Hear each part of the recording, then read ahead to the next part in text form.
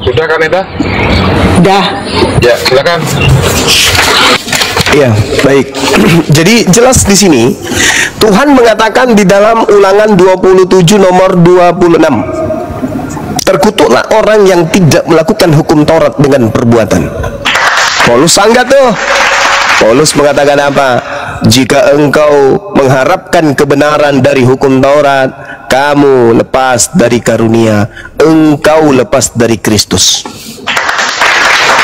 Tuhannya mengatakan, kalau ente tidak melakukan hukum Taurat, ente aku kutuk. Paulus mengatakan, tunggu, jangan dengarkan itu, kau harus dengarkan aku. Kalau kau sunatkan dirimu, kalau kau kemudian mengharapkan kebenaran dari hukum Taurat, kamu akan keluar dari kasih karunia. Kamu hidup di luar kasih karunia. Kamu lepas dari Kristus. Nah, sekarang Kristen ini ikut siapa? Itu sederhananya tuh. Sederhananya itu di situ. Yesusnya mengatakan lebih mudah langit dan bumi lenyap, kata Yesus. Kata Tuhannya Yesus, yang dimaksud di sini adalah Bapa yang mengutus dia. Orang yang tidak mempraktekkan hukum Taurat dengan perbuatan, terkutuklah dia. Nah, jadi Yesus mengatakan bahwasanya hukum Taurat itu jangan kau tidak lakukan. Kalau kau tidak lakukan, kamu dikutuk oleh Tuhan. Makanya dikatakan dalam Matius 5 nomor 19, orang yang meninggalkan hukum Taurat, membatalkan hukum Taurat dan mengajarkan kepada orang lain untuk membatalkan, maka dia akan menempati tempat terhina dalam kerajaan langit. Tapi Paulus, karena kedatangan makhluk yang mengaku Yesus, dibantah firman Tuhannya. Kamu lepas dari Kristus jikalau kamu mengharapkan kebenaran oleh hukum Taurat. Kamu hidup di dalam kasih karunia, di luar kasih karunia, kalau kamu masih mengharapkan kebenaran dari hukum Taurat. Bahkan kalau kita melihat seperti yang dibacakan oleh saudara kita tadi, dikatakan gini, supaya kita Kristen sungguh-sungguh merdeka. Kristus telah memerdekakan Kristen, karena itu berdirilah teguh dan jangan lagi kamu dikenakan kuk penghambaan. Apa kuk penghambaan ini katanya? Yaitu perintah-perintah Tuhan harus ditinggalkan yang ada di dalam hukum Taurat. Ini apa maksudnya? Tipikal Kristen yang kemudian lari dari perintah-perintah Tuhan, bahkan membebaskan diri dari hukum-hukum Tuhan, sama seperti ajakan iblis yang datang kepada Adam agar meninggalkan perintah-perintah Tuhan. Jadi ketika Adam diberi perintah, hei Adam, jangan kamu mendekati buah pengetahuan baik dan jahat, iblis datang tuh, jangan kau dengarkan, jangan mau diberikan lagi, dibawa ke penghambaan, jangan. Justru kalau kau makan, kau akan hidup yang kekal, kata iblis. Nah, ketika Yesus datang mengajarkan, barang siapa yang meniadakan hukum Taurat meskipun yang paling terkecil dan mengajarkan kepada orang lain, maka dia akan menempati tempat terhina dalam kerajaan langit. Lebih mudah langit dan bumi lenyap daripada setitik dari hukum Taurat itu batal. Paulusnya datang tuh. Tapi bukan Paulus datang begitu saja. Sebelumnya dia dilantik dulu. Dilantik oleh siapa? Oleh makhluk yang ngaku-ngaku Yesus. Hei Paulus, sini. Ya paman, aku Yesus lo yang kau aniaya. Apa? Kenapa? Kamu ajarkan semua orang untuk menyembahku ye. Kamu pokoknya selamat. Kamu pokoknya selamat. Ini yang terjadi kepada Yesus di Lukas 4 nomor 6. Hei Yesus, ya paman, sembah aku, kata iblis. Kalau kau sembah aku wahai Yesus, maka segala kuasa langit dan bumi akan aku berikan kepadamu, sebab aku berkuasa memberikan kepada siapapun yang aku kehendaki. Itu kata iblis. Jadi kalau kita melihat narasi-narasi yang dibangun oleh saudara kita Nita, itu seperti sedang mewakili makhluk yang datang kepada Adam. Wahai Adam, jangan kau dengarkan, harus kau makan supaya kau hidup kekal. Sama seperti yang datang kepada Kristen. Kamu tidak boleh lagi tunduk di bawah penghambaan, yaitu hukum Torah. Kamu harus bebas sebebas-bebasnya. Ini kok ada kemiripan gitu loh. Ada kemiripan. Makanya Yesus berkata, waspadalah kepada penyesat. Coba kalau kita lihat di dalam Matius 24 nomor 15-nya. Apabila sang pembidasa keji duduk di tempat yang suci, maksudnya dia adalah penjahat yang bertopengkan manusia suci. Apa itu manusia suci? Ya tentu anak-anak Tuhan. Karena Tuhan tidak mungkin kotor, maka orang-orang suci ya mengaku anak Tuhan. Apabila kamu melihat orang pembinasa keji ini duduk di tempat yang kudus seperti yang dinubuatkan oleh Nabi Daniel, nah, barulah kamu akan melihat. Apabila ada orang berkata kepadamu, ada Yesus di sini, ada Yesus di sana, jangan kamu percaya. Apabila ada orang berkata, ada Yesus di padang gurun, ada Yesus dalam bilik, jangan kau percaya. Siapa dia? Dia adalah sang pembinasa keji. Sebagaimana yang dinubuatkan di kitab Nabi Daniel, Daniel 7 nomor 25. Pembinasa keji ini itu memutarbalikkan firman yang maha tinggi. Nah, firman yang maha tinggi mengatakan apa? Terkutuklah orang yang meninggalkan hukum Taurat, tidak mempraktekkan hukum Taurat dan perbuatan. Nah, sang pembinasa keji membantah itu. Oh tidak, justru hukum Taurat itu sampah. Hukum Taurat itu skubalon, tinja. Tak boleh lagi kita taat kepada hukum Taurat itu. Kita sudah merdeka. Ini kata siapa? Kata si pembinasa keji. Itu kata siapa? Menurut Yesus. Menurut Yesus, sang pembinasa keji ini akan menentang sang yang maha tinggi. Di mana tertulis? Matius 24 nomor 15. Apa tanda-tandanya sang pembinasa keji? Mengaku bertemu dengan Yesus di padang gurun, mengaku bertemu Yesus di dalam bilik. Dan itu, mohon maaf, itu sangat kuat terindikasi adalah Paulus, pendiri agama Kristen. Demikian. Matius 24 ayat 15, pembinasa keji itu tidak bicara mengenai Paulus, itu bicara mengenai nubuat dari Nabi Daniel yang sudah digenapi. Jadi nggak ada hubungannya sama Paulus. Nah, jadi gini Pak, jadi kita orang Kristen itu merdeka, tidak usah melakukan hukum Taurat itu untuk menyelamatkan diri kita sendiri lagi, ya, karena tuntutan Allah itu kan harus sempurna. Yesus menyatakan karena itu engkau harus sempurna, sama seperti Allah adalah sempurna. Gak ada manusia yang bisa sempurna, Pak. Jadi itulah sebabnya Yesus datang ke dalam dunia. Dia itu menggenapi semua tuntutan hukum Taurat dalam hidupnya. Dia melakukannya tanpa celah, tanpa dosa sepanjang hidupnya. Nah, dengan itu, karena dia juga adalah Allah, penebusannya di atas kayu salib itu mampu menebus semua dosa yang dunia lakukan. Itu ada di Yohanes 9, Yohanes 6 ayat 29 ya. Ya, lihatlah anak domba Allah yang menghapus dosa dunia. Jadi semua dosa yang dilakukan orang di dalam dunia, mulai dari dunia itu ada sampai nanti dunia itu kiamat, itu Tuhan Yesus itu menyediakan pengampunan atau penebusan dosa. Jadi yang manusia lakukan adalah begitu dia sadar dia tidak mampu melakukan tuntutan hukum Taurat, dia itu harusnya datang kepada Kristus, percaya, minta pengampunan, bilang, ya Yesus, kau sudah menggantikan aku, menebus dosaku, sesuatu yang tidak bisa aku lakukan, tolong ampuni aku. Seperti itu. Nah, kita orang Kristen itu melakukan hal itu semua. Pasti sudah yang namanya orang Kristen yang benar-benar pasti dalam satu titik dalam hidupnya, satu saat dalam hidupnya pasti sudah pernah melakukan hal itu. Nah, pada saat itulah Allah itu memberikan kebenaran Kristus kepada kita. Jadi bahasa teologisnya itu kita diberikan kebenaran Kristus dikenakan kepada kita, bukan kebenaran kita sendiri sebagai manusia berdosa yang tidak bisa melakukan hukum Taurat. Jadi Allah itu melihat kebenaran anaknya, bukan kita lagi, bukan saya lagi, tapi memandang kepada anaknya, gitu loh. Baru Allah itu bisa menerima kita masuk ke dalam kerajaan surga. Lalu Paulus itu dia benar-benar rasul, dan dia itu dipilih oleh Yesus sendiri. Itu ada di Kisah Rasul 9. Kalau misalnya dia itu berbohong, kan bisa misalnya dia berbohong, itu rasul-rasul tidak akan menerima dia, Pak.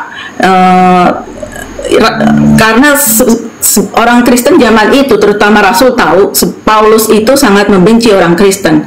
Jadi ketika Ananias itu disuruh mencelikan mata Paulus, Ananias pun takut, tapi kan itu perintah dari Tuhan. Nah, Ananias tetap datang kepada Paulus, dicelikan matanya.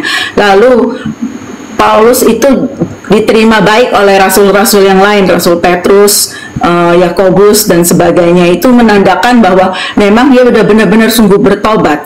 Jadi nggak masalah. Semua manusia dari sejak lahir itu semua pasti memusuhi Tuhan. Nah, ketika dia bertobat, baru dia bisa tidak menjadi musuh Tuhan lagi. Nah, itu dia akan diberikan hati yang baru yang tidak memusuhi Tuhan. Jadi nggak masalah Paulus itu begitu, selama dia masih ada selama ada pertobatan yang sejati dalam hidupnya, dan itu terbukti dia ceritakan di dalam Kisah Rasul 9. Sudah. Baik, gini. Saya ingin mengerucutkan diskusi kita ini biar lebih memberi edukasi ya. Tadi saya membawa narasi di Matius 24 nomor 15. Jadi apabila kamu melihat pembinasa keji berdiri di tempat kudus, menurut firman yang disampaikan oleh Nabi Daniel, ya harus kembali kepada kitab Daniel dong. Pembinasa keji menurut Nabi Daniel itu adalah dia mengucapkan perkataan yang menentang yang maha tinggi. Hukum Taurat itu adalah hukum yang disampaikan Tuhan kepada Bani Israel agar Bani Israel itu bisa selamat. Begitu juga kata Quran dalam surah Al-A'raf ayat 145. Hukum Taurat itu diberikan oleh Tuhan kepada Bani Israel agar Bani Israel itu bisa hidup. Nah, sedangkan Paulus berkata dalam Filipi 3 nomor 8, hukum Taurat itu adalah kotoran, tinja, sampah. Pertanyaan saya mungkin bisa dijawab. Dari mana Paulus mendapatkan ilmu bahwa hukum Tuhan itu adalah kotoran, sampah, skubalon? Siapa yang mengajari Paulus bahwa hukum Tuhan yang datang kepada Bani Israel itu adalah sampah? Silakan.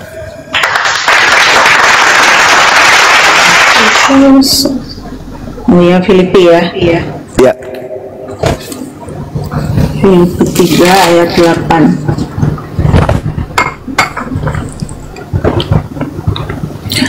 Bukannya ya, itu maksudnya dianggap rugi. Skubalon itu bahasa Yunani. Skubalon artinya sampah, tinja atau kotoran. Nah, siapa yang mengajarkan Paulus? Makhluk apa yang telah merasukinya?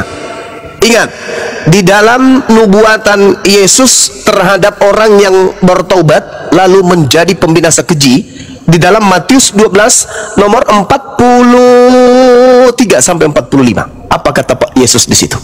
Ada orang bertobat, iblisnya keluar. Iblis yang keluar ini ke padang gurun memanggil 7 iblis lainnya untuk masuk kembali kepada orang yang bertobat ini.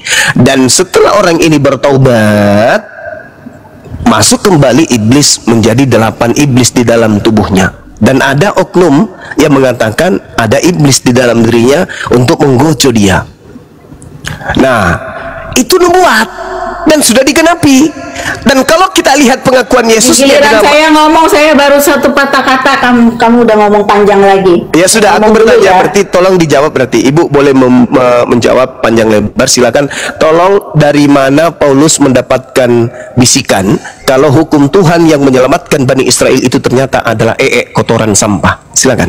Ini justru Paulus di Filipi itu dia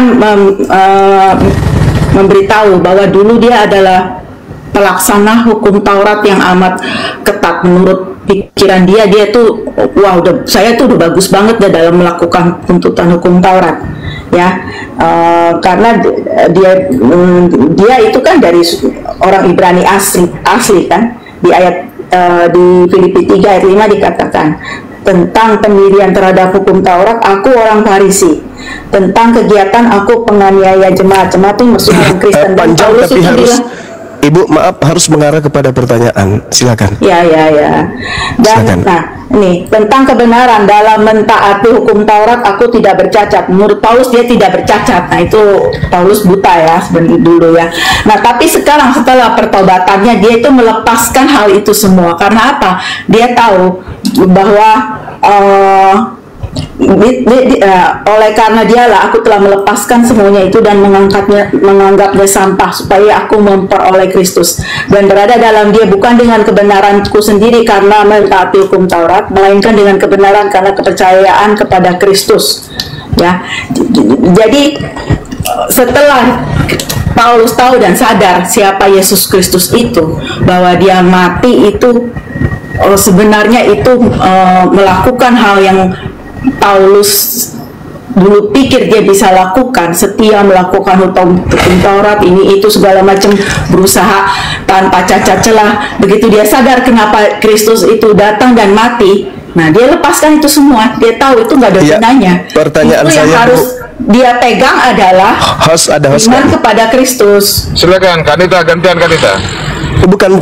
Pertanyaan saya, tolong kasih ruang, saudara. Iya. Belum mengasih jawaban. Belum mengasih Siapa jawaban. yang membisikkan Paulus mengatakan hukum Tuhan yang menghidupkan justru sebagai kotoran? Siapa yang mengajarkan Paulus demikian? Itu pertanyaan saya. Otomatis ada dalam pikiran kita sendiri, Pak. Kita buang sesuatu hal yang tidak ada guna. Kalau misalnya kita tahu ada hal yang lebih bagus, yang sempurna, itu kan kita kan mau ambil yang sempurna itu kan. Yang hukum yang lama ya kita buang karena nggak ada guna, nggak bisa menyelamatkan. Itu maksudnya Paulus. Hukum Tuhannya ini menghidupkan. Tuhan mengatakan dalam Ulangan 4, Ulangan 6, ajarlah anakmu, cucumu, keturunanmu pada saat dia berjalan, berdiri, tidur, baring, duduk. Ajarlah mereka, bahkan tuliskanlah di pintu-pintu kalian. Itu agar kalian hidup. Yesus mengatakan itu juga. Siapa yang mengajarkan menghilangkan hukum Torah, maka dia akan menempati tempat terhina alias neraka. Matius 5 nomor 19. Paulus justru mengatakan bahwasanya tiket untuk mendapatkan hidup kekal itu adalah sampah, tai, tinja, skubalon. Nah, pertanyaan saya, ini Paulus mendapatkan bisikan dari siapa? Tuhan memberikan bisikan kepada Musa berupa Torah hasilnya. Yesus menerima kemudian bisikan dari Bapa berupa Injil jadinya. Paulus mendapatkan bisikan dari mana? Terdapat 13 kitab jadinya. Pertanyaan saya itu, kalau Tuhan meneguhkan hukum-hukumnya dalam hukum Torah, Yesus sebagai duta Tuhan, utusan Tuhan meneguhkan hukum Torah, Paulus ini siapa? Mengatakan hukum Tuhan yang menyelamatkan dan menghidupkan ini sebagai tinja.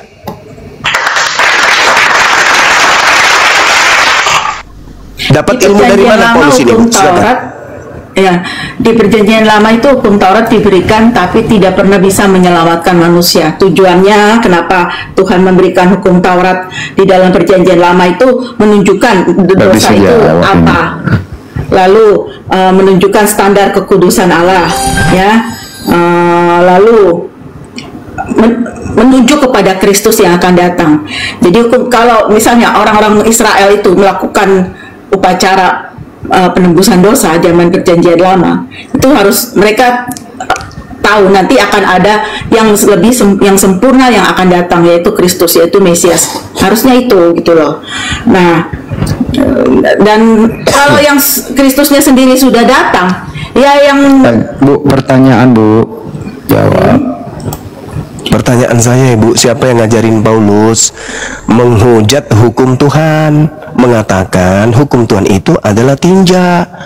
Siapa yang mengajarkan Paulus itu? Yesus sendiri, kan Yesus angkat dia sebagai rasulnya.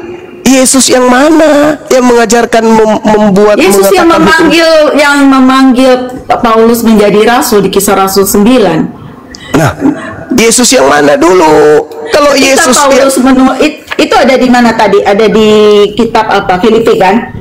Ya. Ya kan? Filipi 3 ini. Ini kalau kamu baca nih ya, Filipi 3 ya. Ini kan Filipi 3 surat Paulus kepada jemaat di Filipi. Apa kata pembukaannya? Dari Paulus dan Timotius, hamba Yesus Kristus.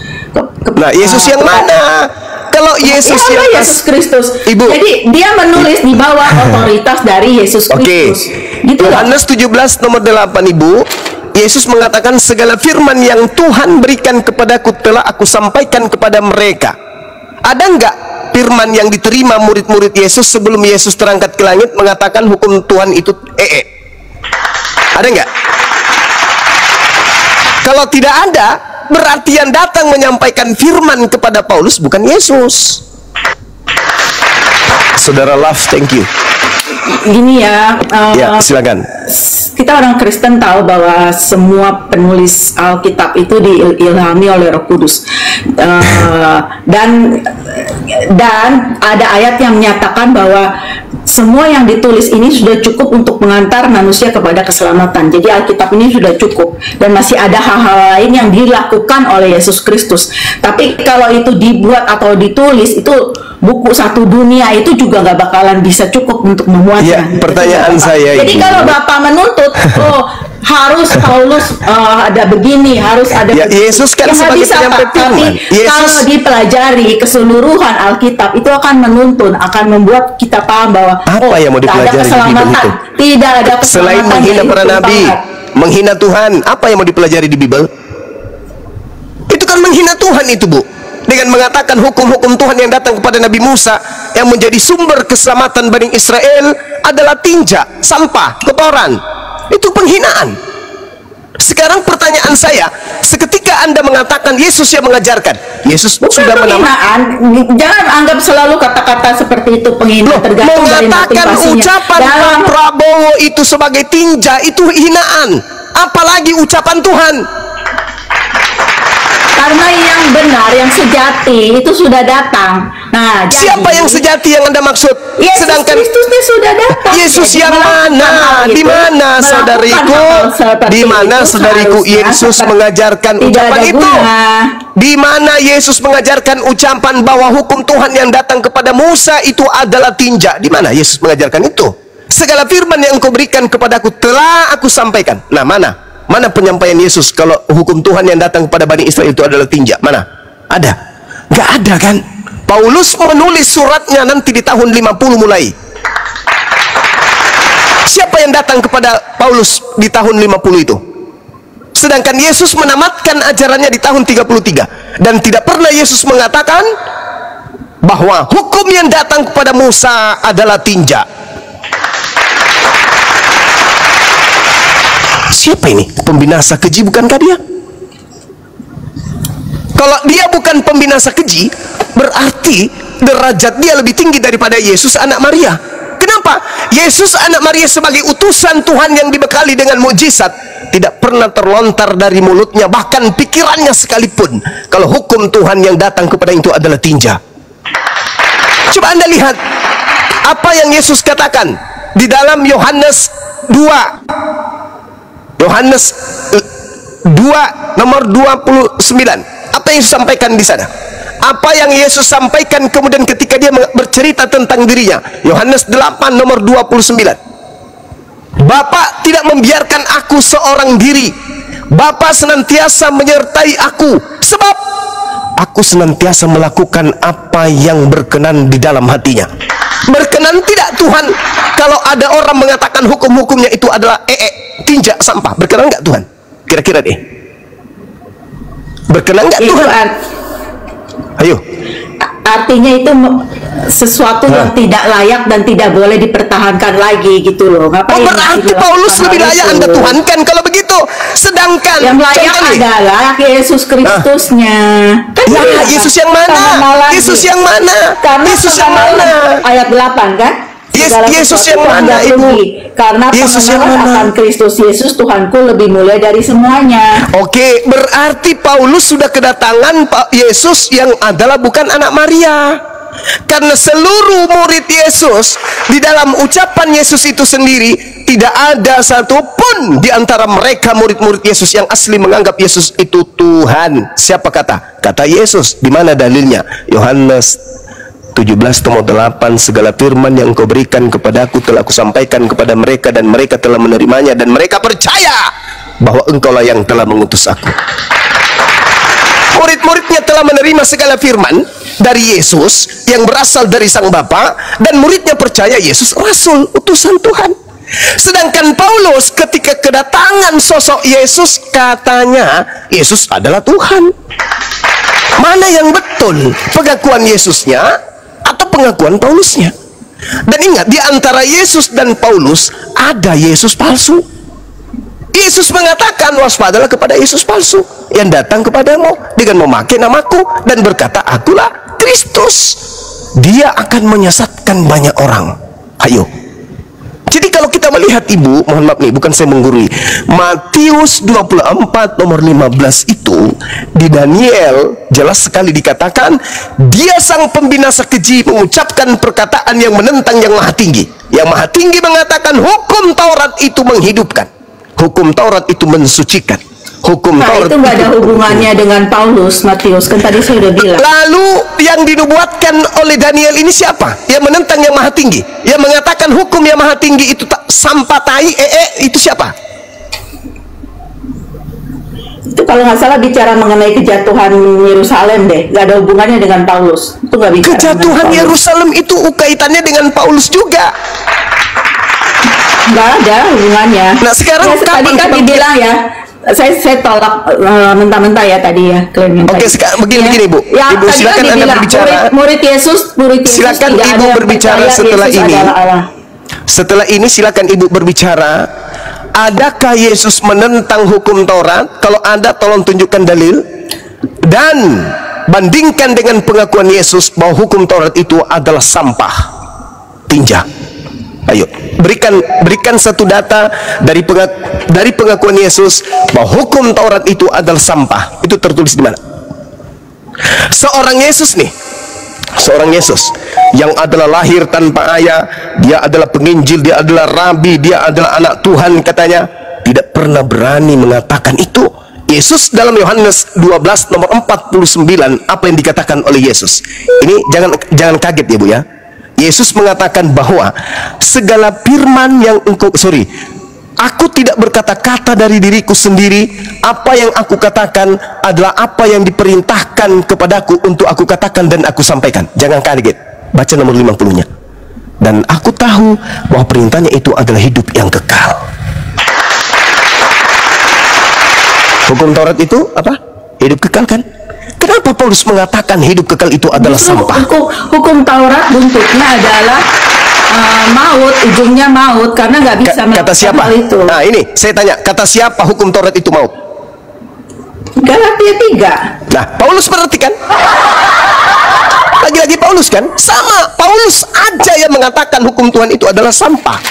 Paulus juga yang mengatakan hukum Taurat itu dosa. Iya, karena semua orang yang hidup dari pekerjaan hukum Taurat berada di bawah kutuk. Jadi kalau kata siapa? Di bawah pekerjaan hukum Taurat berada kata di siapa? Sebab kata siapa? Ada tertulis terkutuk orang yang tidak setia melakukan sesuatu yang tertulis dalam hukum Taurat. Ya itu ditulis oleh Paulus di Galatia. Paulus lagi kan?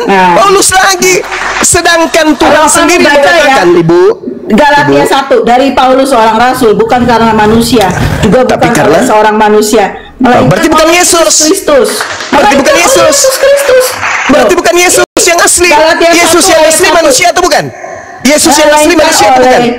Yesus Kristus. Tadi kan saya bilang Yesus orang Kristen harus percaya Yesus sebagai manusia dan juga dia adalah Allah. Dua-duanya. Berarti Ibu bukan pengikut Yesus. Yesus mengatakan hidup kekal itu adalah mereka mengenal aku sebagai utusan. Ada nggak Yesus mengatakan aku Tuhan untuk hidup kekal? Ada nggak Bu? Sedangkan di dalam kajian yang diajarkan oleh Yesus di sinagoge, coba Anda baca Ulangan 30 nomor 11. Sebab perintah hukum Taurat yang kusampaikan kepadamu pada hari ini tidaklah terlalu sukar bagimu dan tidak pula terlalu jauh. Itu kata Tuhan.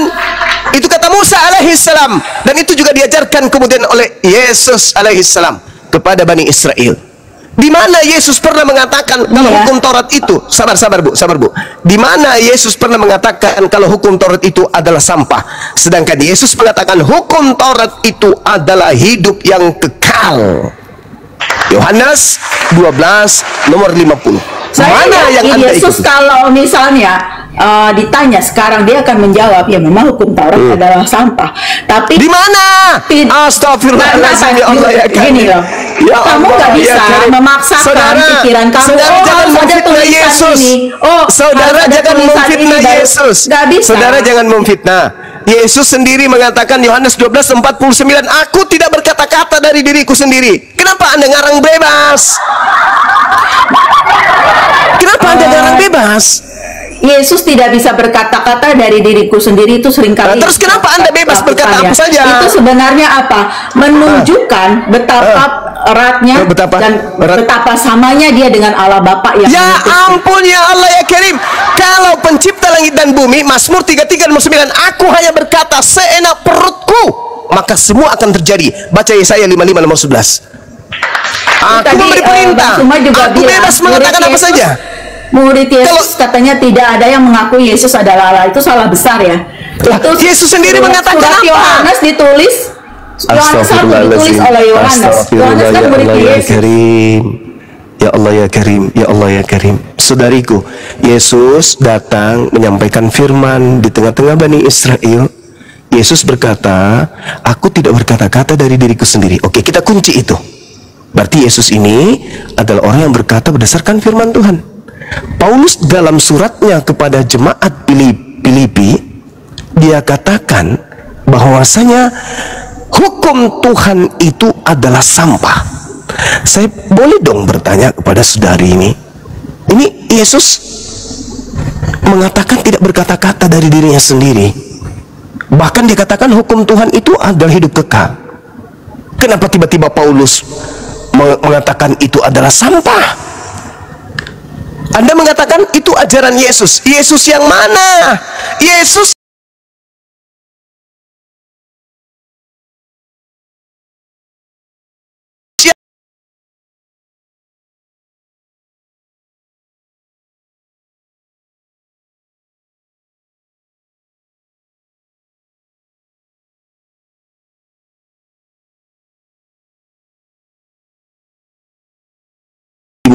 waspadalah kepada penyesat yang datang kepadamu dengan memakai namaku dan berkata, akulah dia. Waktunya sudah dekat, jangan kamu percaya, jangan kau ikuti mereka. Ada datang benar-benar tahun 50, datang kepada Paulus, akulah Yesus. Lalu memerintahkan kemudian Paulus mengajarkan orang-orang melakukan agama Kristen. Sedangkan Yesus yang asli tidak pernah mengajarkan ajaran Kristen. Yesus yang datang kepada Paulus mengajarkan menjadi Kristen. Yesus yang datang kepada Bani Israel mengajarkan menjadi Yudaism. Jadi ada dua Yesus, Yesus Yudaism, Yesus Kristen. Ya kalau gini ya, kalau semua omongan Paulus itu tidak dipercaya, ya nggak usah ngomong lah dengan orang Kristen, karena orang Kristen itu percaya Paulus adalah rasulnya gitu. Nah, karena Yesus yang asli mengatakan sebab dia akan menyesatkan banyak orang. Jadi kalau Anda mengatakan Kristen, betul, karena Yesus palsu sekelompok dengan pengikutnya, yaitu Kristen, pengikut Kristus. Saya nggak salahkan Ibu, saya cuma menggeliti akal sehat Ibu. Yesusnya meminta waspada kepada penyesat yang datang, karena kalau penyesat yang datang, dia akan membantah firman Tuhan. Itulah yang terjadi. Tuhan mengatakan bahwasanya terkutuk orang yang tidak menjalankan hukum Taurat. Utusan Tuhan berkata bahwa hukum Taurat itu adalah hidup kekal. Tiba-tiba muncul Paulus, kedatangan oknum mengaku Yesus, mendirikan sebuah sekte bernama Kristen. Ini ya saya bacain dari kisah Rasul, gitu. Kisah Rasul 13 ayat 39 ya. Dari 38, jadi ketahuilah hai saudara-saudara, oleh karena dialah maka diberitakan kepada kamu pengampunan dosa. Artinya bicara mengenai Yesus ya. Dan ayat 39, dan di dalam dialah setiap orang yang percaya memperoleh pembebasan dari segala dosa yang tidak dapat kamu peroleh dari hukum Musa. Hukum Musa itu adalah hukum Taurat. Jadi kalau tidak bisa melakukan hukum Taurat, dia langsung dosa di mata Tuhan. Sekarang begini saudari, hukum Taurat itu untuk siapa? Melakukan hukum Taurat, dia langsung dosa di mata. Untuk semua manusia ya. Nah, inilah. Ini di sini letak kesalahannya itu di situ. Hukum Taurat itu hukum Tuhan yang diberikan kepada Bani Yakub, bukan kepada semua manusia. Di sini letak kesalahannya. Karena saudara Itu tadi yang saya katakan di awal, Kristen ini terlahir menjadi Kristen sampai mereka karena gini, secara langsung diberikan kepada orang Israel, tetapi bangsa-bangsa lain yang tidak mengenal Allah itu mereka juga memiliki hati nurani, sehingga mereka bisa paham, oh kalau melakukan hal misalnya berzina itu dosa, pasti ada hati nurani yang menegur gitu loh, tapi tidak bisa sempurna jelas seperti tahu sekarang begini. Nah, sekarang begini, ketika hukum Tuhan itu datang, itu mengikat kepada siapa hukum itu datang. Zina dikenakan kepada hukum zina, dikenakan kepada orang yang mendapatkan hukum zina. Jangan berzina. Itu perintah kepada siapa? Kepada Bani Israel. Di luar Bani Israel ada nggak perintah jangan berzina? Nggak ada. Contoh, anak-anak Adam, ada nggak perintah nikah? Nggak ada. Berarti mereka berzina. Dihitung berzina sekiranya ada hukum pada saat itu, tapi tidak dihukum zina karena tidak ada hukum datang kepada mereka. Nah, hukum zina berlaku kepada Bani Israel. Orang-orang Roma ketika mereka ingin melakukan sesuatu bukan laki perempuan, ya itu tidak dihukum berzina karena hukum itu tidak datang kepada mereka. Makanya dikatakan Bani Israel umat pilihan, bangsa pilihan, karena mereka dipilih oleh Tuhan, diberikan hukum. Di luar mau hidup seperti binatang silakan aja, karena tidak ada hukum yang datang kepada mereka. Tapi ketika ada hukum zina, itu mengikat Bani Israel. Makanya lucu ketika Yesus datang mati untuk orang Kristen. Nih, untuk orang di luar orang Israel itu ada berlaku Roma 2 ayat 14 sampai 15. Apabila bangsa-bangsa lain yang tidak memiliki hukum Taurat secara naluri melakukan apa yang dituntut, tidak memiliki hukum Taurat menjadi hukum Taurat bagi mereka sendiri. Artinya apa?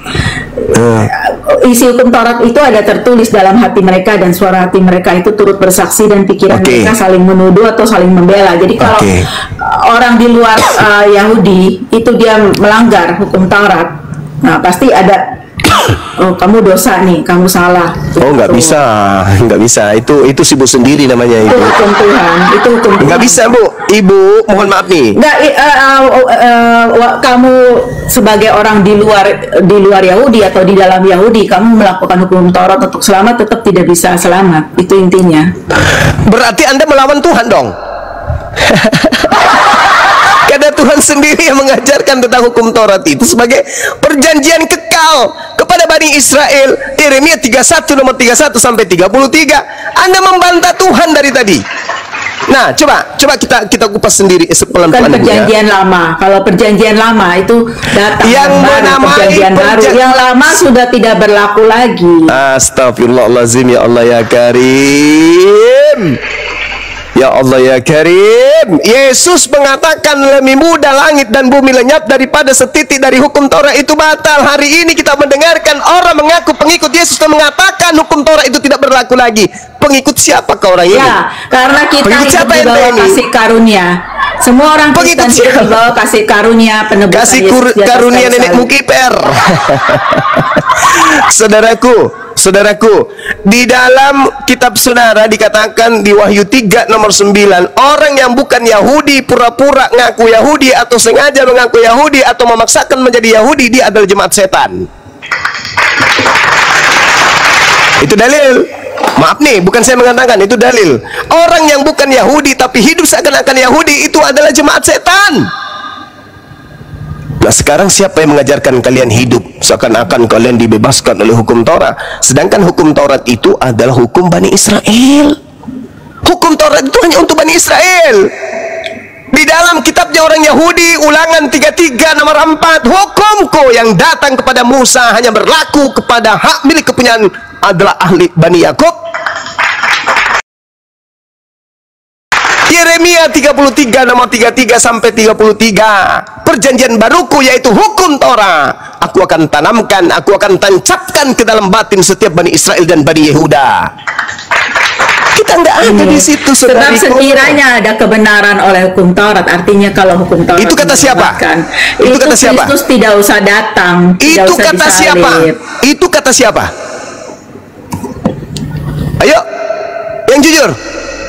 Itu kata siapa? Mbah Paulus lagi kan? Seingat saya Paulus ya. Nah itu tadi saya Paulus bilang, lagi. kalau kamu Makanya tadi di tidak awal senang saya Paulus, bertanya, ya, saudariku, nggak usah ngomong saya sama bertanya orang Kristen. kepada saudari saya ini, siapa yang membisikkan Paulus begitu tajam sehingga membantah seluruh firman Tuhan yang datang kepada para nabi, termasuk yang datang kepada Yesus? Siapa itu? Karena Yesus. Paulus itu kan dia menulis 14 kitab ya dari kitab Perjanjian Baru. Jadi kalau misalnya Bang Zuma tolak Paulus ya susah, nggak bisa ngomong. Sekarang bukan saya menolak Paulus. Mau hukum Taurat. Sekarang bukan saya menolak Paulus. Saya tidak menerima Paulus bukan karena saya menolaknya, enggak. Tapi karena saya seorang Muslim. Muslim itu dituntut untuk berakal sehat. Maka dengan sendirinya Paulus gugur. Karena saya dituntut untuk sehat berakal. Kalau Bang Zuma mau terus melakukan hukum-hukum Allah supaya selamat, itu terserah. Tapi kalau saya hukum Tuhan yang datang kepada Bani Israel, saya bersandar untuk kepada Bani Israel. Sudah itu aja. Astagfirullahaladzim, ya Allah ya Karim. Ya Allah ya Karim. Kalau Bang Zuma menolak keselamatan dari Kristus, ya nggak apa-apa, terserah. Kristus yang mana dulu? Kristus yang mati disalib dan bangkit. Kirain Kristus anak Maria. Kalau Kristus yang mati disalib itu jelas. Yesusnya mengatakan, waspadalah kepada penyesat yang berkata akulah dia. Nah, yang disalib ini berkata akulah dia. Aku tidak mau percaya kepada penyesat. Maaf ya. Yesus berkata, waspadalah kepada penyesat yang datang kepadamu dengan memakai namaku dan berkata akulah dia. Sejenak sebelum oknum ini disalib, dia berkata akulah dia. Maaf, aku nggak mau menyembah penyesat. Silakan saudari Nita kalau mau istirahat.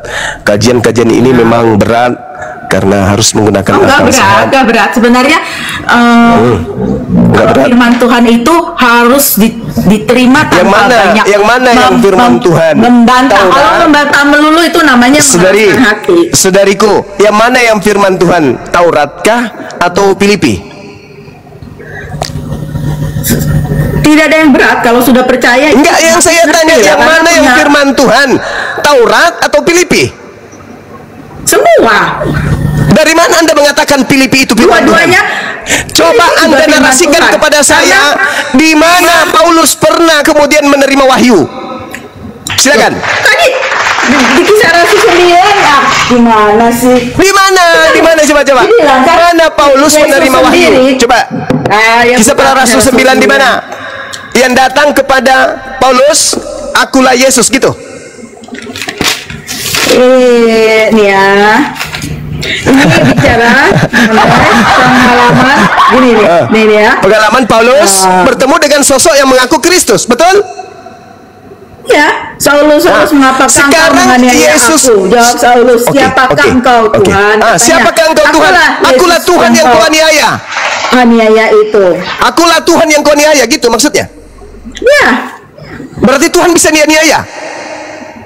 Menganiaya orang Kristen atau pengikut Yesus sama juga dengan menganiaya Yesusnya. Oh begitu.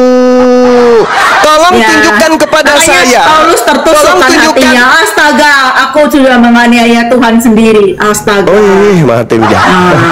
Tolong saudari, tolong tunjukkan kepada saya di mana Yesus pernah menyampaikan firman kepada Paulus ketika dia mengatakan segala firman yang engkau berikan telah aku sampaikan kepada mereka.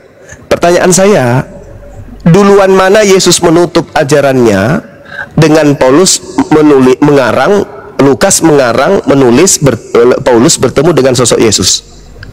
Mana yang duluan? Yesus menutup kurikulum pengajarannya sebagai rabi kepada Bani Israel dengan cerita ada sosok datang mengaku Yesus kepada Paulus. Bulan mana? Ditutup itu dalam arti bahwa tidak ada wahyu yang baru, bahwa wahyunya sudah tutup, bahwa Kristus adalah segala Tuhan dan firman Juru yang Selamat. engkau berikan. Paulus itu dia tidak membawa ajaran baru. Ibu, segala firman yang engkau berikan, kata Yesus, telah aku sampaikan kepada mereka. Pertanyaan saya, apakah masih ada firman setelah itu? Tidak ada ajaran baru, Pak. Paulus itu ajarannya dengan Yesus. Kalau tidak ada ajaran baru, pertanyaan saya, segala firman yang engkau berikan kepadaku telah aku sampaikan kepada mereka, dan mereka telah menerimanya, dan mereka percaya bahwa engkaulah yang telah mengutus aku. Pertanyaan saya kepada ibu nih, apakah masih ada firman setelah itu? Tidak ada. Kalau misalnya masih ada, 13 kitabnya Paulus ini dari mana? Ibu, 13 kitabnya Paulus ini dari mana? Ya, di ayat Ibu, di ayat 15 ya. Saudariku, firman Tuhan kepadanya. yang baik. Ini penegasan dari Yesus, saudariku yang baik. Pengesahan dari Yesus. 13 buku ya. Paulus ini, termasuk Filipi yang tadi yang mengatakan firman Tuhan itu adalah tinjas ke balon. Pertanyaan saya, itu dari mana firman-firman yang 13 bukunya Paulus ini dari mana, Ibu? Tapi firman Tuhan kepada Ananias, pergilah sebab Paulus adalah alat bagi Yesus untuk memberitakan nama Yesus kepada bangsa-bangsa saya lain, selesai ya dengan saudari kita ini. Yang jelas saya sudah membimbing beliau supaya bisa waras, bisa sehat, tapi dia pura-pura gila, dia pura-pura kemudian tidak mau peduli dengan apa yang kita sampaikan, padahal ini adalah ajaran yang diasaskan dari ajaran Yesus itu sendiri, di mana Yesus mengatakan segala firman yang kau berikan telah kusampaikan kepada mereka. Berarti tak ada lagi firman, tapi muncul di tahun 50 pengakuan orang mengaku bertemu dengan Yesus, menyampaikan di mana Yesus ini katanya menyampaikan lagi firman ke dia sampai dia menulis 13 buku. Yesusnya sudah menutup ajarannya segala firman yang kau berikan, tapi ada orang yang mengaku-ngaku lagi bertemu dengan Yesus dengan 13 kitabnya. Berarti ya silakan saudara pilih sendiri, pikirkan sendiri, renungkan sendiri, telaah sendiri, apakah itu Yesus asli atau itu adalah Yesus palsu. Demikian dari saya, Bang Zuma. Thank you teman-teman sekalian, silakan. Jadi semua firman Tuhan itu diinspirasikan oleh Roh Allah. Roh Allah itu silakan Roh Kudus adalah Allah sendiri. Dan itu pengakuan siapa? Itu pengakuan siapa? Juga. Itu pengakuan siapa? Di 2 Timotius. Itu siapa? Timotius. Siapa yang nulis Timotius itu? Timotius. Iya, siapa? Timotius yang nulis. Siapa lagi tuh Timotius? Siapa lagi dia? Anak angkatnya apa? Paulus. Ya, ya, silakan Anda berkiblat ke catatan-catatan itu. Saya berkiblat ke Yesus. Segala firman yang kau berikan. Ini loh, dalam Kristen juga ada tuh cabang yang namanya Advent. Dia nggak percaya, ya, ada yang ekstrim tidak percaya tulisan Paulus. Dan buat kami itu bukan orang Kristen, gitu ya. Ya, silakan ya. Silakan. Ya, silakan. Makasih ya, Bu ya.